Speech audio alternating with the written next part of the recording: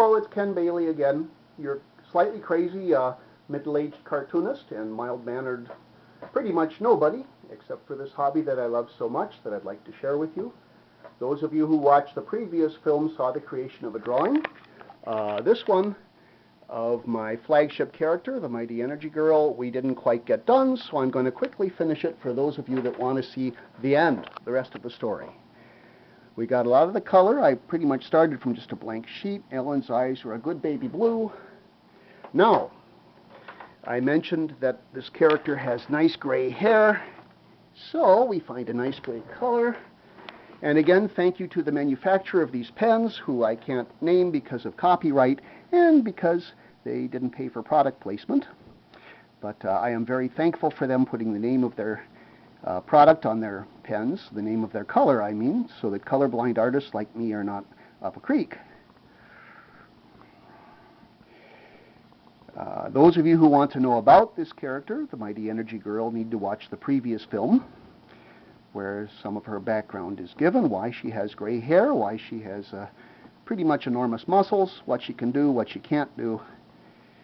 But I also have a regular day job, and I tell you that there's nothing so satisfying as coming home from a tough day in the real world and just letting Ellen and Peabody put on a uniform, become the Mighty Energy Girl, and go out and really kick the stuffing out of the evil in Fairview.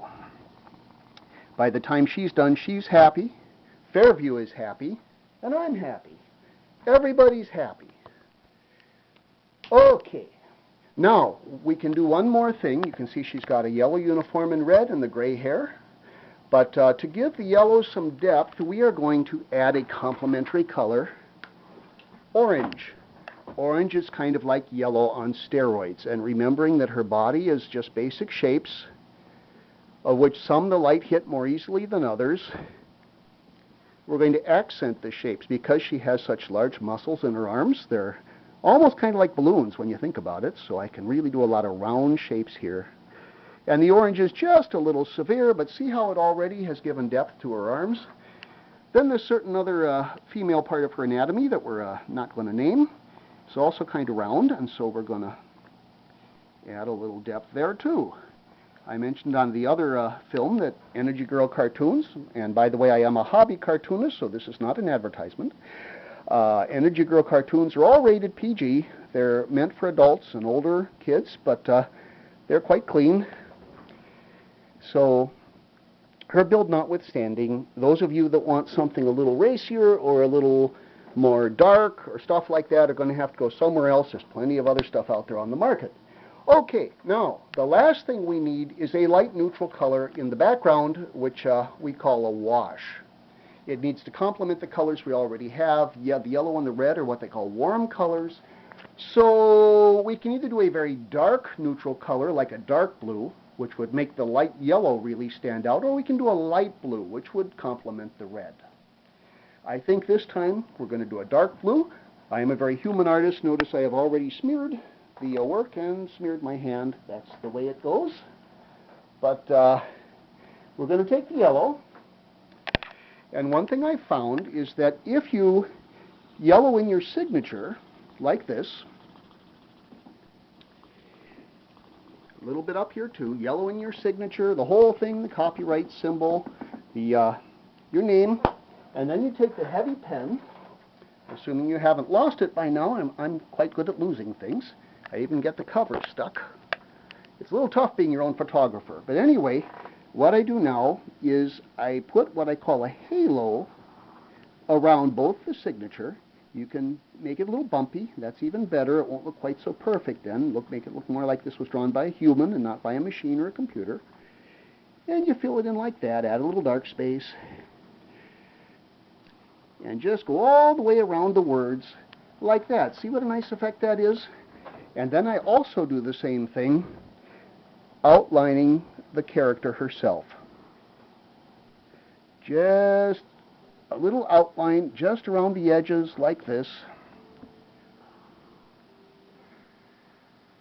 There we go.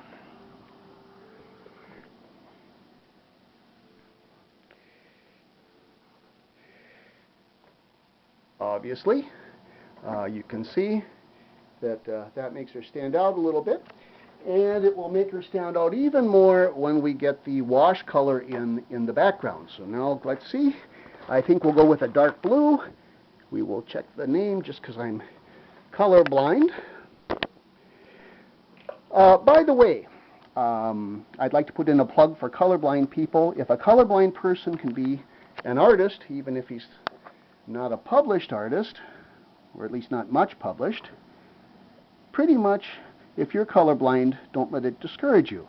After all, remember, job one is the love of the craft. If you like to draw, and you enjoy it, and you get enjoyment out of it, it doesn't matter what anybody else thinks of your work. You may starve to death, but you will starve happy. That's why it's also good to have a regular day job. You know, you got to pay for those pens and paper somehow. Plus buying all the competitions books, because most of us who draw cartoons not only like our own work, but we enjoy reading and looking at the work of others as well. And hopefully they return the favor. I don't have a whole lot of very famous cartoonists lined up at my door right now, but hopefully one or two of them, when they're bombing around the web, might drop in and have a look at old DG and say, that's really stupid, but I gotta admire the guy's style.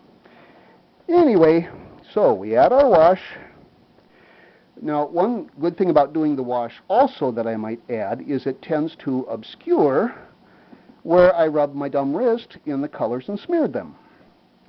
Remember what I said about if you go straight to working in ink, it not only saves time, but it adds a challenge of what you do if you make a mistake.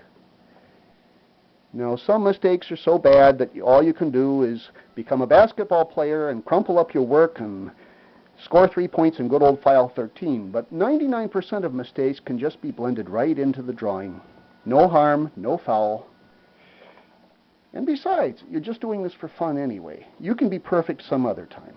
Right now, if it's fun, make it more of a challenge. Okay, there we have our finished work. There's my superhero. And I probably should find the cap, but I can't, so that pen is just going to have to dry out. Here are some, as we showed in the last time, some sample copies of our practice drawings. And over here is a copy, an example of a finished work. This is Energy Girl number 26, an issue called Homecoming.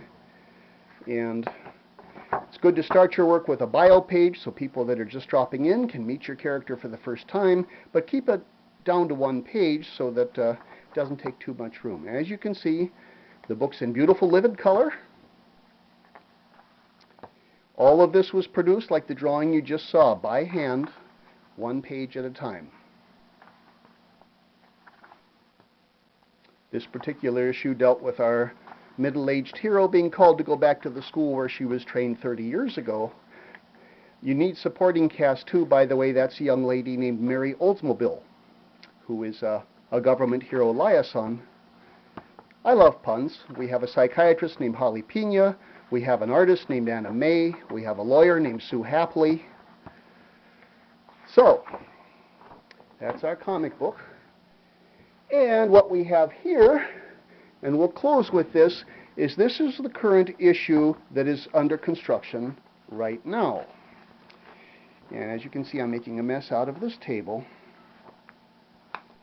But here we have, you know, these are completed pages.